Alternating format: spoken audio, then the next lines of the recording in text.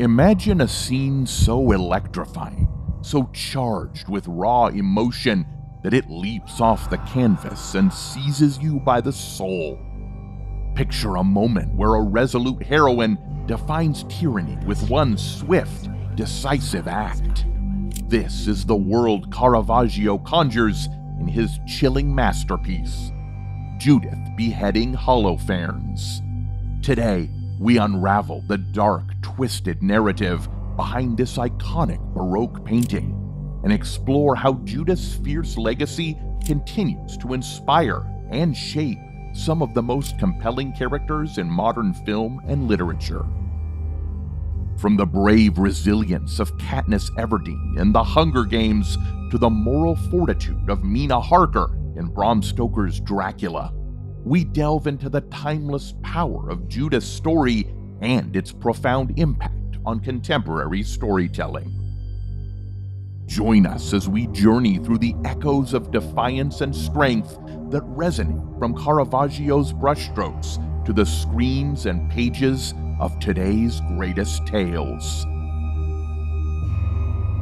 Created around 1598 to 1599, Judith Beheading Holofernes is a work that captures the violent and dramatic essence of the biblical story.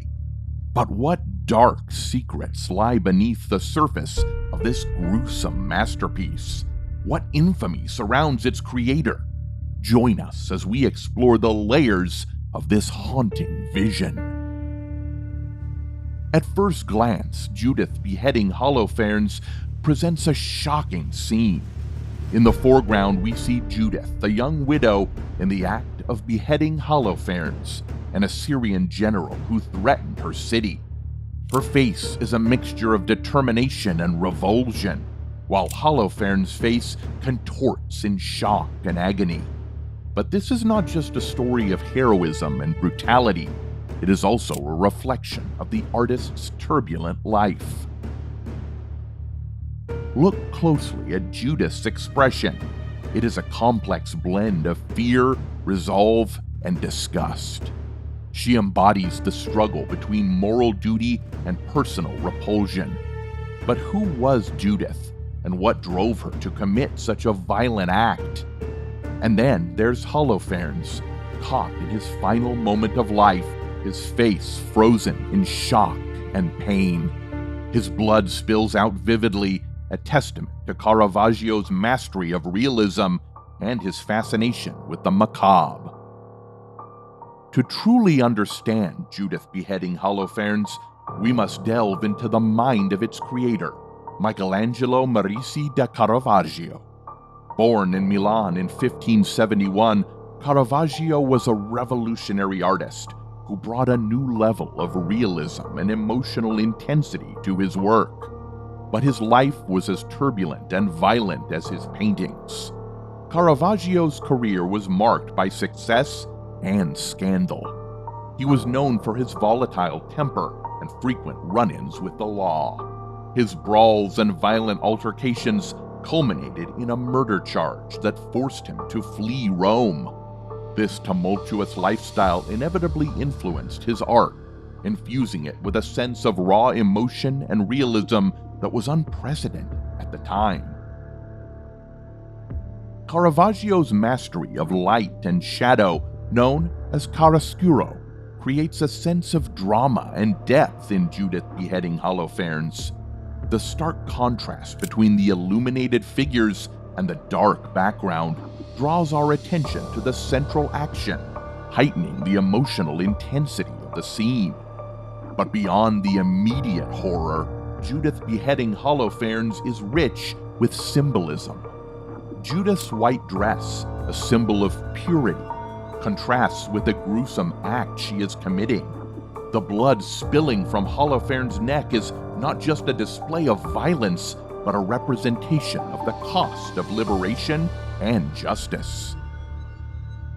The story of Judith and Holofernes has been a popular subject in art for centuries, symbolizing the triumph of virtue over tyranny. Caravaggio's interpretation, however, stands out for its brutal realism and psychological depth.